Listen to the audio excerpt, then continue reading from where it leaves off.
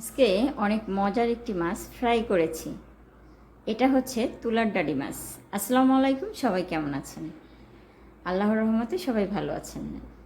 আজকে আমি তুলার ডাঁড়ি মাছ ফ্রাই করেছি। তো সেটা কিভাবে ফ্রাই করেছি অবশ্যই প্রথম থেকে শেষ পর্যন্ত দেখবেন। এটা প্রথমত ধুয়ে পরিষ্কার করে আমি নিয়েছি। এখন দিয়ে দিচ্ছি এক এক করে সব মশলাগুলো এখানে অ্যাড করে দিচ্ছি। এখানে আদা রসুনের পেস্ট, আর দিয়ে দিচ্ছি মরিচের গুঁড়া, আর দিচ্ছি লবণ স্বাদ মতো, আর দিচ্ছি হলুদ। তারপরে এখানে 1 চামচ পরিমাণে আটা, আর ভেষণ দিচ্ছি 1 চামচ পরিমাণে। এখন এগুলো সুন্দর করে মেখে নিতে হবে। হাতের সাহায্যে একদম আস্তে আস্তে করে সুন্দর করে মেখে নিতে হবে, প্রত্যেকটার গায়ে যেন সব মশলাগুলো সুন্দরভাবে লেগে যায়। আর এই মাছগুলো আপনারা ভুনা করেও খেতে পারেন। এই মাছগুলোর স্বাদ কিন্তু অনেক মজা। যারা খেয়েছেন তারা অবশ্যই জানেন মাছগুলো খেতে ভীষণ মজা লাগে। যাই হোক, আজকে আমি ফ্রাই করব, তো আমি সেই জন্য সবগুলো মেখে নিয়েছি, খুব সুন্দর করে মেখে নিয়েছি, দেখাচ্ছি। এগুলো সবগুলো মেখে একদম সুন্দর, সবগুলোর গায়ে সব মশলা লেগে গেছে।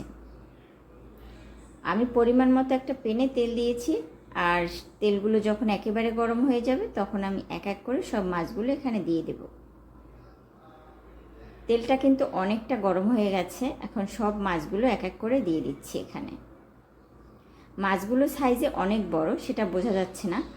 যাই হোক, মাছগুলো আমি ভেজে নিচ্ছি। তো এক পাশ হওয়ার পরে আর এক পাশ উল্টে দেব। তো বাকি যে আপনার মশলাগুলো ছিল সেগুলো একটু উপরে সুন্দরভাবে দিয়ে দিচ্ছি আর কি। এই মাছগুলো ফ্রাই করে খেলে ভীষণ মজা, রান্না করে খেলেও ভালো লাগে খেতে। তো আমি এক পাশ এখন উল্টে দিচ্ছি, আর এক পাশ, মানে এক পাশ মাঝামাঝি হয়েছে, একদম ফুল হয়নি, আবারও উল্টে দিতে হবে।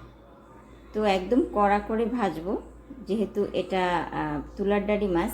এরকম করে ফ্রাই করলে সেই মাছটা খেতে, আপনি গরম ভাতের সাথেও কিন্তু এই মাছটা খেতে পারেন, আর চাইলে এমনিতেও শুধু শুধু খেতে পারেন। মাছগুলো অলরেডি কিন্তু ভাজা হয়ে গেছে, দেখতেই পাইতেছেন কালারটা কি, দেখেই মুখে পানি এসে যায়, এতটা ভালো হয়েছে খেতে।